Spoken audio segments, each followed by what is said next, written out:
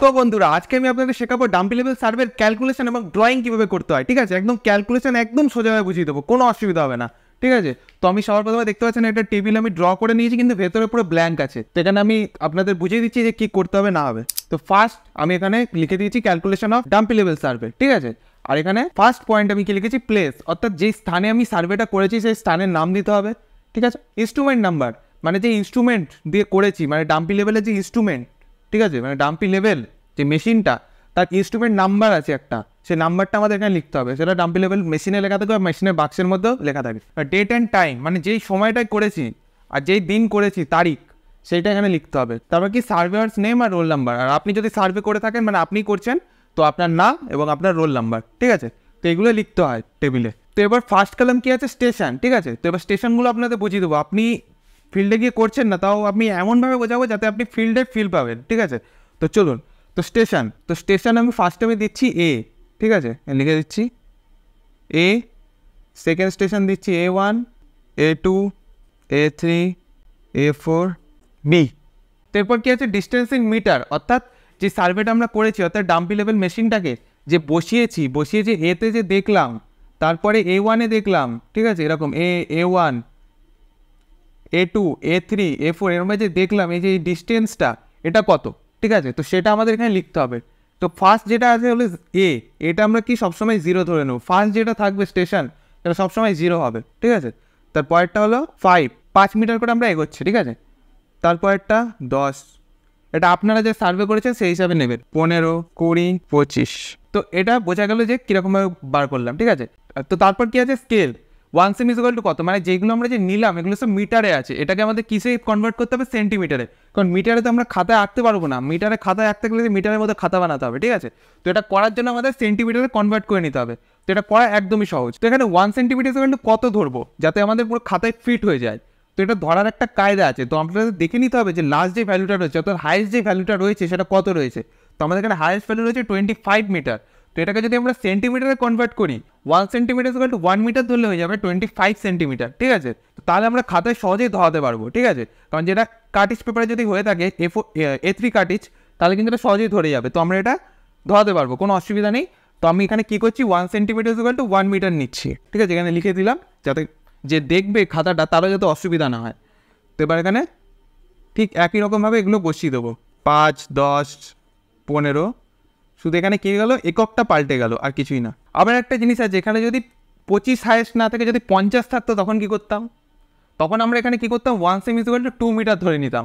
তখন এই 50টাই 2 দিয়ে ভাগ করলে 25 হয়ে যেত, তখন আমরা এখানে 25 সেন্টিমিটার লিখতাম। ঠিক আছে, আশা করি বোঝাতে পেরেছি। তো তারপর আমাদের নেক্সট কলাম হলো স্টাফ রিডিং ইন মিটার। তো এখানে আমি 3টে কলাম দেখতে পাচ্ছি স্টাফ রিডিং এর মধ্যে, একটা হলো BS, IS, FS। তো সবার প্রথমে জেনে নিই যেগুলোর ফুল ফর্ম কী আছে। তো BS অর্থাৎ back side, IS is equal to intermediate side. ঠিক আছে, FS is equal to for side. ঠিক আছে, তো এগুলো বোঝা গেল এগুলোর। তো এইটার ফুল ফর্ম জানার অত দরকার নেই, বলার কথা বলে রাখলাম। ঠিক আছে, তো এবার আমাদের জানতে হবে যে BS, IS, FS সেগুলো কি এখানে কি বসবে, এটা কি কলামগুলোতে, এই রোগুলোতে কি বসবে। তো ফার্স্ট হলো BS। তো BS এ কি বসবে, ফার্স্ট আমরা যে ভ্যালুটা দেখবো, অর্থাৎ প্রত্যেকটা সার্ভের ফার্স্ট যেই স্টেশনটা থাকবে তার ভ্যালু সবসময় BS এ বসবে, এটা যেন মাথায় থাকে।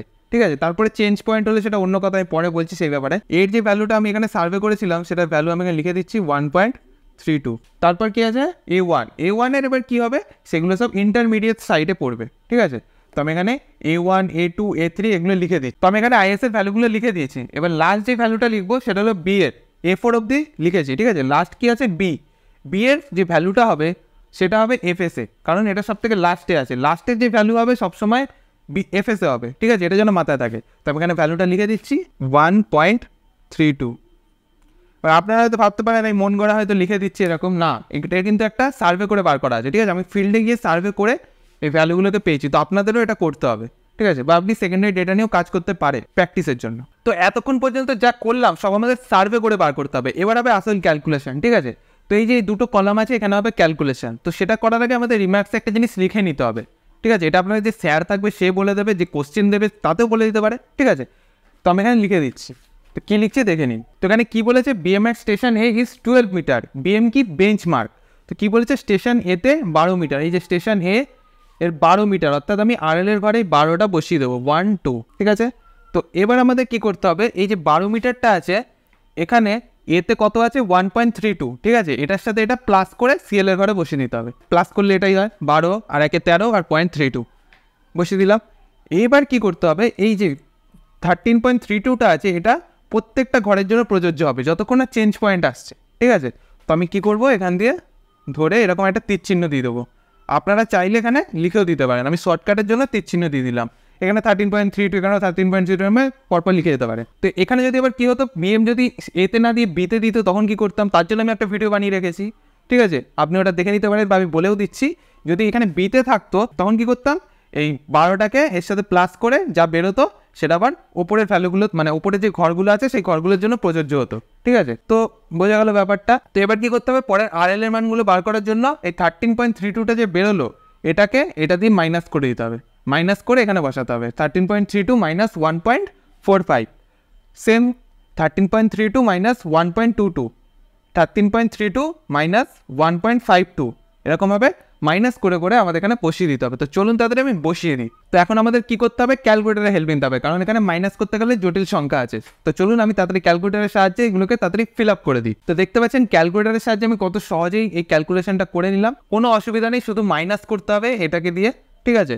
তো প্রথমে বলে দিয়েছি। তো এবার আমাদের অঙ্ক ঠিক কি ভুল সেটা আমাদের এখানেই ধরা পড়বে, কারণ আমাদের এখন করতে হবে কি অ্যারিথমেটিক চেক। তো এর জন্য একটা ফর্মুলা আছে, তো ফর্মুলাটা আমি এখানে লিখে দিই, summation DS minus summation FS is equal to last RL minus first RL. আপনারা এটা নোট ডাউন করে নেবেন, অ্যারিথমেটিক চেকের যে ফর্মুলাটা আছে, ঠিক আছে। তো আপনাদের এখানে করতে হবেই, কারণ আপনি বুঝে যাবেন যে অঙ্কটা ভুল হয়েছে না ঠিক হয়েছে।